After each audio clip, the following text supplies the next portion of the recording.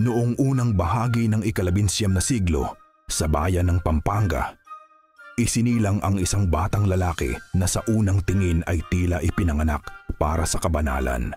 Siya ay si Juan Severino Mallari. Tahimik, matalino, relihiyoso.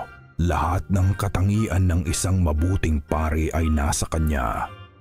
Ngunit sa likod ng kanyang malumanay na anyo, may nagkukubling dilim na kalaunan ay gugulat sa buong kasaysayan ng Pilipinas.